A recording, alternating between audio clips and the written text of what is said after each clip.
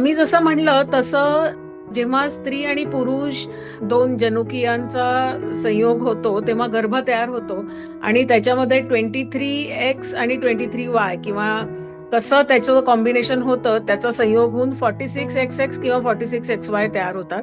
तर ह्याच्यामध्ये असं आहे की हा संयोग होताना समजा त्याच्यात काही चुका घडल्या, जेनेटिक कॉम्बिनेशन मध्ये चूक घडली, तर त्यामुळे गर्भामध्ये काहीतरी दोष असू शकतो. त्यामुळे पहिल्या 3 महिन्यात होणाऱ्या गर्भपातांचं कारण बऱ्याच वेळा जनुकीय असतं.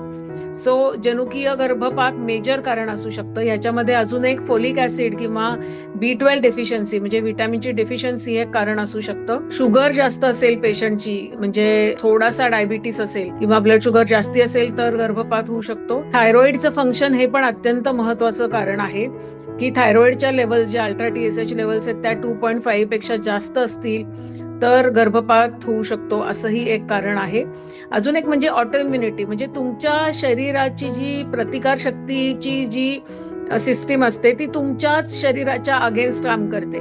म्हणजे गर्भ जो राहिलेला आहे हा एक फॉरेन बॉडी म्हणून आपल्या शरीराकडनं असं वाटतं की हा एक बाहेरची गोष्ट आहे ही, आणि याच्या विरुद्ध आपल्या शरीराला लढायला पाहिजे अशी समजूत होते प्रतिकार शक्तीची, आणि त्यामुळे त्या गर्भावर अटॅक केला जातो आणि गर्भपात होऊ शकतो.